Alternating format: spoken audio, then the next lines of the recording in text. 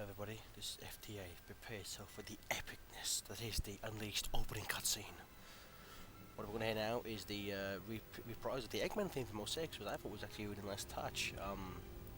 And just the wonderful animation of Sega's VE Studios just looks so lifelike. Just and again a really epic way to start the game. Just to, zoom in, all one shot, just up Eggman's arsenal, if you pardon the pun, and just to show the amount of spaceships she has.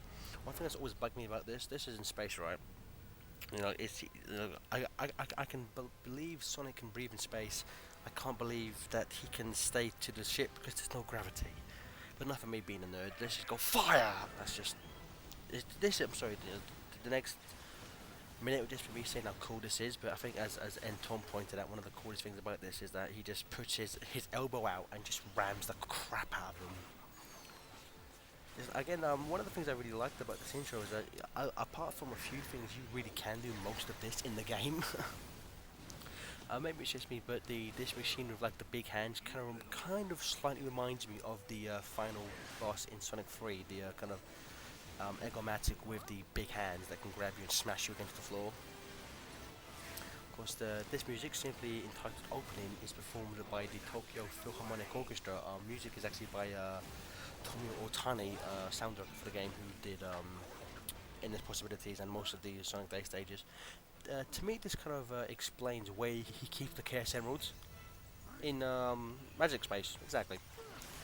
If you listen carefully, at this bit, it plays the first few notes of the World Adventure, dun, dun, dun, dun, dun, dun, dun, dun, which I thought, and just to go about the music quickly, what's nice about it is that there's 2 points where they kind of start playing a few notes of the World Adventure.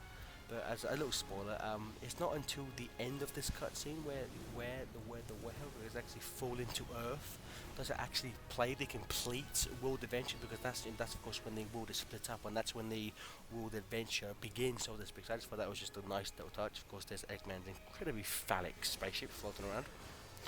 I said before, like, it's kind of like many people believe it's a ploy, but Remote does this just to get him into this space. That's just badass. Of course, the classic Eggomatic rather. I really like Griffith's performance in this game, but again, I think I said this in the Hellfire playthrough. This line he says, "Show remorse, Eggman, if you played nice." Junichi, the Japanese actor, just plays it so much more sarcastically. Of course, like the kind of small fan question is, how was Super Sonic not quick enough to escape that? But stop being nerds and just accept it, damn it. Again, this is kind of like Eggman's greatest tactical victory ever. He actually takes down, not since Knuckles, kind of taken him by surprise in Sonic 3 has, Super Sonic been taken down so easily. And this music on the official soundtrack Planetary Pieces is listed as one piece of music, but in the sound test this is just listed as Werehog Unleashed. Again, to go back to Sonic being in Dreamcast and the cockpit, awesome stuff. To go back to the screams, it really doesn't sound like he's in pain. It just sounds like he's kind of being mildly annoyed. This, I think, is in terms of CGI, I think it's one of the best looking things, just the explosions.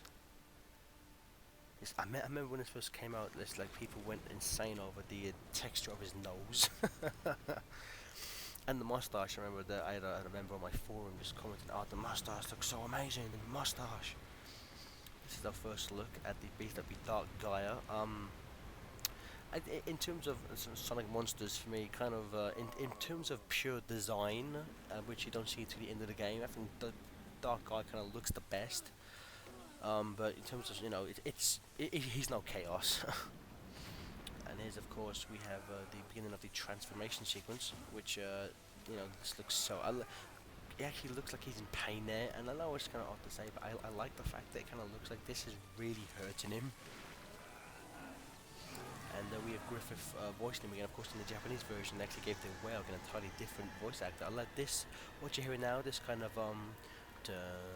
there's actually Dark Guy's theme at the end of the game where he comes out again. It's reprised, but I thought it was a nice little touch. This, I think, is one of Mike Pollock's greatest performances. Guy might have a nice little throwback to SA1 with the yes, it's just as the stone tablets predicted.